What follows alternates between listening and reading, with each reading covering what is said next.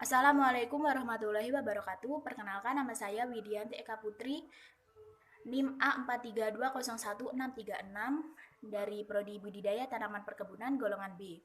Di sini saya akan menjelaskan tentang sintesis protein. Sintesis protein adalah proses untuk mengubah asam amino yang terdapat dalam linear menjadi protein dalam tubuh. Protein mempunyai peranan penting dalam organisasi struktural dan fungsional dari sel. Protein struktural menghasilkan beberapa komponen sel dan beberapa bagian luar sel seperti kutikula, serabut, dan sebagainya. Protein fungsional seperti enzim dan hormon mengawasi hampir semua kegiatan metabolisme biosintesa, pertumbuhan, pernapasan, dan perkembangbiakan sel. Proses pembuatan protein menyangkut salah satu dari dogma pusat dari biologi molekuler yang menyatakan bahwa informasi genetik itu beralih dari asam nukleat ke protein.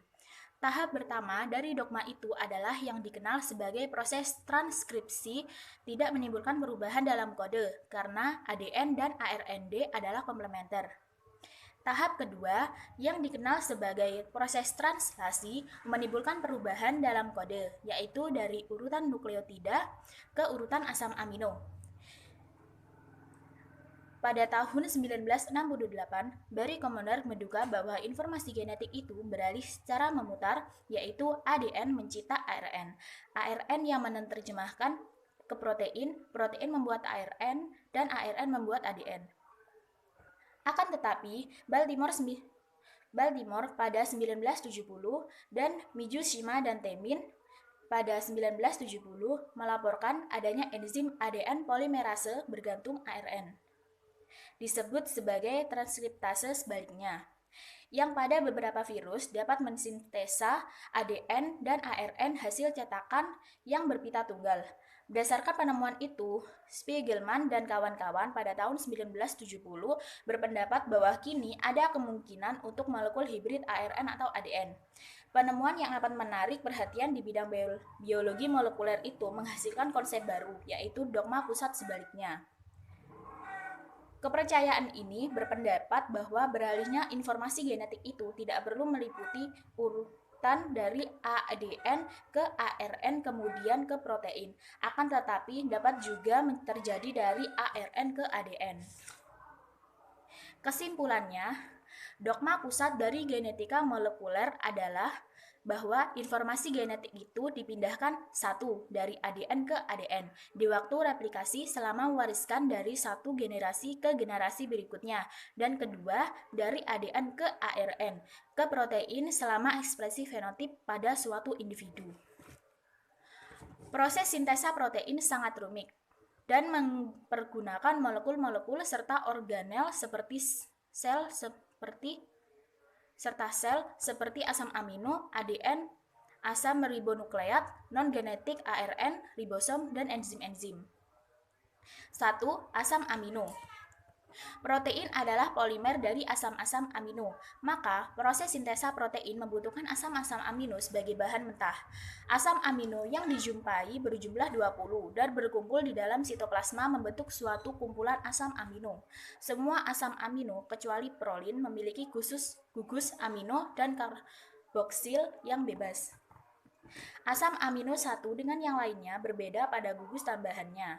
Selama sintesa protein, asam-asam amino terangkai oleh peptida yang dihasilkan oleh hidrolisa dari gugus-gugus amino dan karboksil.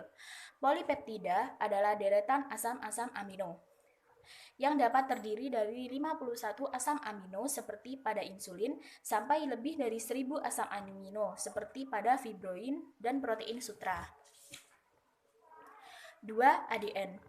Seperti yang kita ketahui, molekul ADN mengandung keterangan genetik. Oleh karena itu, sintesa protein dikontrol oleh molekul ADN. 3. Asam ribonukleat non-genetik.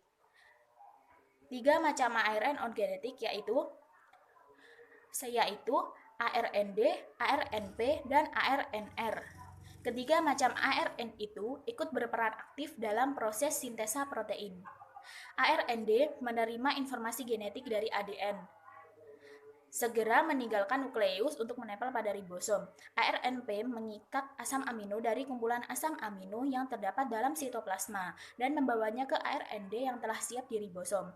ARNR meskipun belum jelas fungsinya, namun ada cukup banyak tanda-tanda yang memberi petunjuk bahwa ARNR memiliki fungsi umum pada sintesa protein.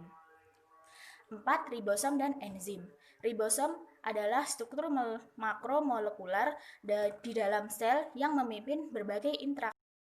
Oleh karena itu, ribosom mengandung faktor-faktor yang berfungsi sebagai enzim. Dalam menjalankan fungsinya, ribosom-ribosom berderet membentuk kelompok yang dinamakan poliribosom atau polisom. Sedang banyaknya ribosom dalam suatu polisom berhubungan erat dengan banyaknya dan panjangnya protein yang akan dibuat. Misalnya, untuk polipeptida dari hemoglobin menggunakan 5 ribosom atau pentamer.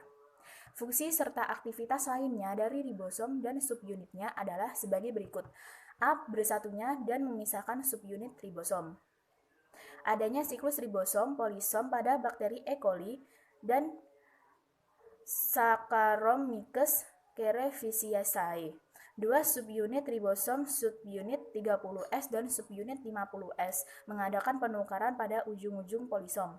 B. Fungsi subunit 30S. Subunit 30S menjadi tempat melekatnya ARND pada ribosom. C. Fungsi subunit 50S. Pembentukan rantai polipeptida berlangsung di dalam subunit 50S. D. Terbentuknya poliribosom. Pada makhluk tingkat tinggi, biasanya pita tunggal ARND melalui beberapa ribosom dan merangkainya menjadi poliribosom atau polisom. Kurang lebih itulah penjelasan dari saya. Saya minta maaf jika ada kekurangan atau kesalahan dalam penjelasan materi oleh saya. Terima kasih. Wassalamualaikum warahmatullahi wabarakatuh.